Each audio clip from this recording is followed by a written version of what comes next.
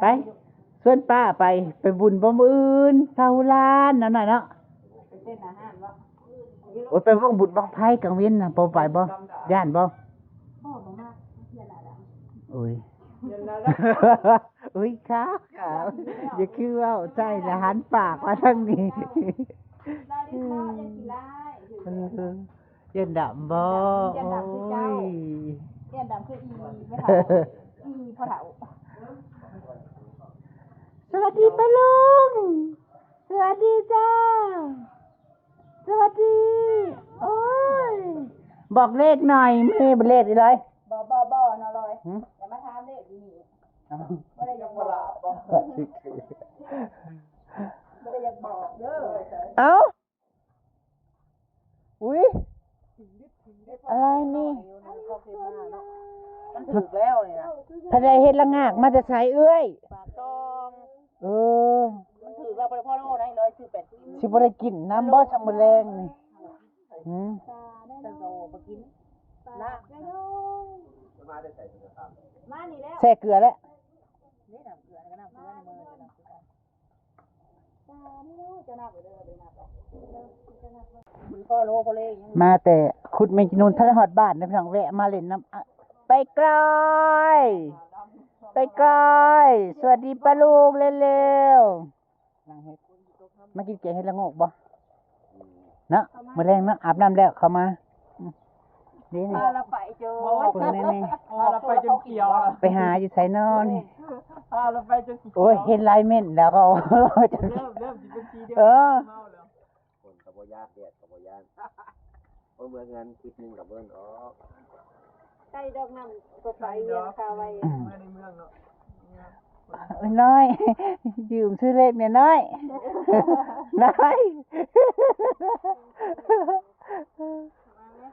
เฮ้ยมันจะไปปลูกไม่ใช่ไปปลูกแล้วมันไปปลูกคุณปลูกนะที่ไหนล่ะคนคุณปลูกเลิกของคุณมันอ่อนมันใช่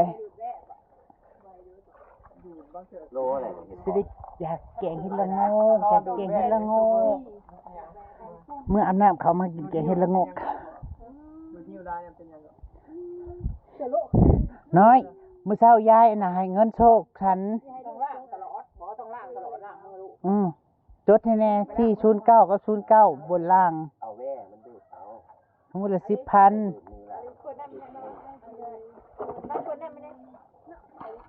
คนจะว่าถ้าไม่มาได้ด่างเจ้านี่แล้วก็ด่างเดี๋ยวดังแม่ตีขึ้นบ่เห็นหันคานดังชัวมันคือมันเปิดไปทางใดนี่นะ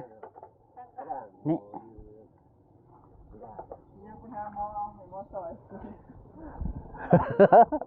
จ้องอย่าสบตาได้ไหมยิ่งบานยิ่งเบิ้งคือเบิ้งขาดเบิ้งดอกใหญ่นะจะจับดอกใหญ่แล้วมันแก่มาดอกน้อยแก่เบิดบ่เนมไม่เชื่อสงสัยคือเคยเห็นบ่ได้กระพริบตาที่ว่ามันผู้ใดเสียงกับบ่คือหมู่อีกตอนนี้ก็บ่คือบ้านเฮาอยู่กับบ่คือหมู่คนกับบ่คือหมู่เลขยังก็น้อย409กับ09บนล่างหูละ 10,000เด็กลาว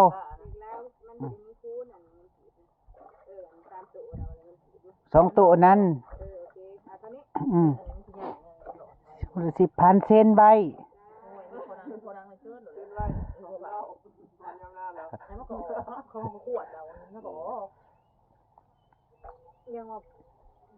เพิ่นซื้อมาแต่ปักซองบ่พักกันไปปักซองบ่โลละ100,000มันถึงแล้วมาล้างบ่100,000นี่150,000บ่ซื้อซะเอาซื้อเอามาเบิดพอนะโลนึงโลนะโล2,400,000โลนึงอันนี้ก่อนบ่ได้น้อยเก้ากรัม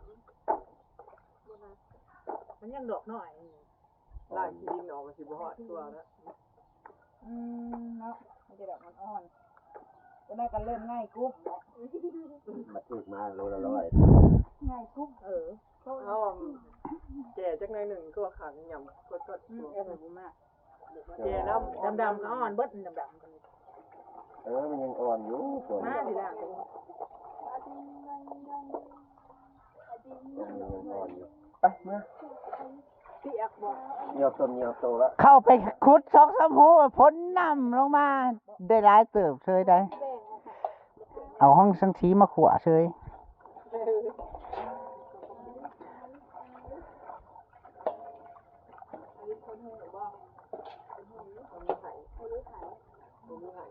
บ้า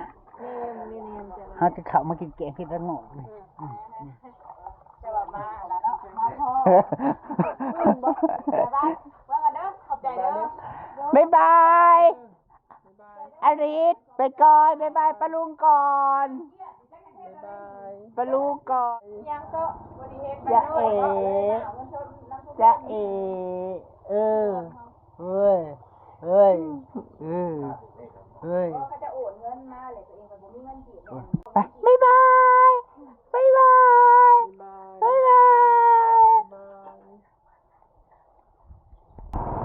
บรรยากาศพี่น้อง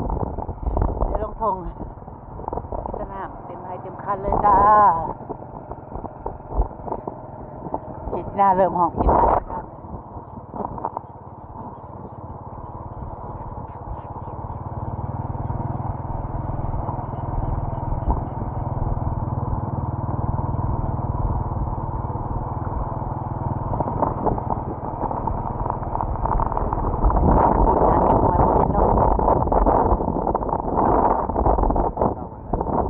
ยำเช้านะมันโคมกันโคมสี่โคมหา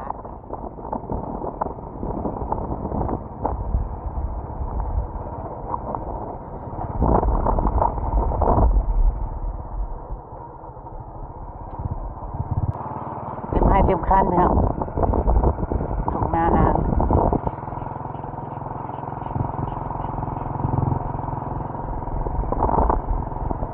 เนี่ยน้องใหม่คือสับลาดไปก่อนหน่อยนะสวัสดีค่ะทำอะไรจ้าจะไรดีเนาะคั่วป่าจ้าสิจ่อยซอยบ่สีราบซอยรับซอยป่าพี่น้อง มันหลายมื้อเลย บ่เสือเพิ่นมักกินอยู่ได้ชูแต่มื้อนี้สิเข้าไปกินแกงเฮ็ดระโงก เพิ่นเอาอยู่ว่าก้อยกินโอ้แต่ว่าก้อยสิเข้าบ้านเดี๋ยวจะไปกินข้าวเงินบ่หอยฮะก้อยเมื่อวานนี่เสียจุเพิ่นได้เห็นนั่นได้ใส่ เพิ่นไปหา ไปหาย ทั้งเฮ็ดพอทั้งเฮ็ดระโงก ไปหายใส่ก็คือได้ โอ้ยปักช่อง ไปเอาไปหาอยู่ใจ บ้านนี้จะก้อยปลาจะพาบ่เสือเพิ่นจะกินแกงเฮ็ดระโงก อ๋อ จังนั้นมันก็ออกเนาะเฮ็ดปวกเนาะ โอ้เพลงแต่เด้อเฮ็ดละงูออกใหม่นะแน่นอน นางแม่บอกว่าอันแม่บอกว่าไม่เด้อโหดอ่ะกูอยากแกงเฮ็ดระโงกแกงแล้วเอามาส่งเพิ่นเข้าบ้านเพิ่นเข้ามาแล้วเข้ามาจ้า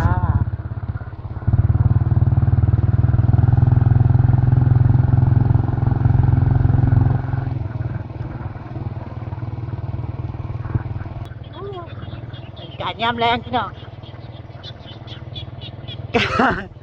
กล้าพญาเดินระวังเจ้าออดลูกสาวเพิ่นนี่พี่น้องลูกสาวเพิ่นมาเผากล้าแต่ละมื้อเนาะนางแพง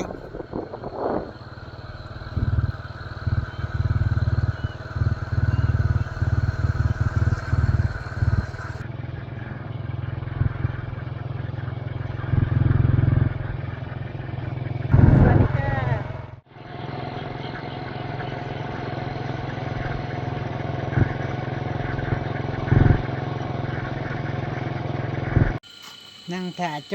เจเว น่าจะเฮ็ดถ้ามีแกงเฮ็ดเนาะ ใช้น้ำเอาเนาะมันใช้น้ำต่างล้างอันนี้ ไปหาสวยไหมเรา เอาเนาะ ถ้ากินพร้อมหมูบ่เฮือนไหนแกงเฮ็ด ปลาสวยแม่นบ่ แล้วกินคนเดียวโลด ยังบ่ได้กิน ถ้ากินพ่อหมู ก็ได้แกงทั้งกันแล้วเฮ้ย ยังทันแล้ว แกงหั่นก็แล้วนะก็เอามานี่ ไปคือปุ่นให้เพื่อนเนี่ยมันจ้า เฮ็ดละโง่มันนึกว่ามันแกงแต่เฮ็ดละโง่ก่อนแล้วมันแกงรวมกัน มันโบราณเนี่ย หลายพอดีแกงอยู่มันซื้อมาถึง อะไรให้มันถึก แค่ เฮ็ดละโง่ก็แพง พอไปมื้อละ5แสนเป็นคน เฮ็ดละโง่ อันนี้ เฮ็ดพอยัง200,000นึง แสนละ บางเซนเฮ็ดบ่ขาย เฮ็ดพอนี่แล้ว เก่า2แสนน่ะเดี๋ยว เด้อ ให้พ่อนะให้พ่อน ำควนตรวจแล้ว มันบ่ทันได้เฒ่าเฮ็ดฮักออกไม่บ่ทันมีตัวบ่ทันแก่เลย เฮ็ดพอดอกใหญ่น่ะใช่280,000บ่เท่าไหร่น่ะ อ๋อมันเห็นเขาเลือกตัวน้อยตัวใหญ่เนี่ย อันนั้นแบบน้อย คนตะโง่คนก็เพชรพอ จะได้แซ่บบ่ปลาหลาดป่นเข้าไปยังสวัสดีเจ้าสวัสดีค่ะ มาพี่น้องมา ปลารถ ปลารถมาใส่ เขาถือมาประจอม อุ่นเครื่องค่ะ อุ่นเทืองก่อนลงมือ ก็ได้กินนะบ่ได้ว่าอุ่นเครื่องอิ่ม จักตัว50,000นะ บักมีไปใส่เมื่อบ่ บ่ เรียบร้อยร้อยลายกันแล้ว มื้อเช้าจะสิลุกไปเก็บ เกี่ยวมากเมาเนาะ ไปเลยเนาะ บ่ได้เข้าพายมาแล้วเขาก็ เขาเอาไปแล้ว ฝนตกแล้วมันออกบ่ เออ ก็ห้ามเอา เอาไปแล้วคุณกระต้า เก็บมาบ้าน บักใดนี่เออเฮานึกว่ามันออกยามเช้า บ้าตัวยามใดมันจะออกนั้นน่ะ กินอยู่คู่ค่า แสดงฝนตกยามใดออกยามนั้นยามมื้อเช้าออกอยู่นี่ แล้ว บ้ามือต้องมือ อันด้วยนะแม่แล้วมันเสีย ก็เดี๋ยวมันออกยามเช้าฝนตก ถาม ฝนตกใหม่ ไปเก็บเด็กกูยาม ตกยามได้ไม่ออกยาม เอ นั้น อ มันจะออกแต่ยามมันจะออก ไปนอดบ่มาบ่กันเลย ไปนี่ น้ำหนักกินยังบ่ได้บ่อยากอิ่มอยู่ ฝนตกกับว่ากันไปไล่ยิงนกเคยได้นกตัวนึง ข้ามนะ ลูกมัน ถึงมือแฟนนะ ไปลูกนกเข้าได้หันลูกเห็นโอ้ยแลดเสียงตัว จะมาม่าเอาเก่า ไปตะพันตำ ใช่พ่อเฮ็ดด้วย เข้าในหัวเตียง เฮ็ดอีหยังก็เฮ็ดป่านั่นเด้ มาทุกอย่างที่ใส่ป่าไปกินเนี่ยทุกอย่างนั่นติ่งนั่น ถึงนั่น แม่นว่าฮู้บ่ได้ไปคล้องมันตกเข้าสิมีนกคักๆแล้ว เอาบุญอย่าเอาปลาไปกิน อยากกินป่าอยู่ ป่าอยู่ลงนี่อยาก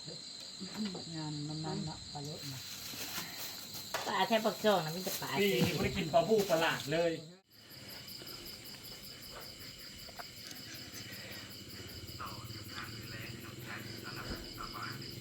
มากินข้าวเงินบ่อยพี่น้อง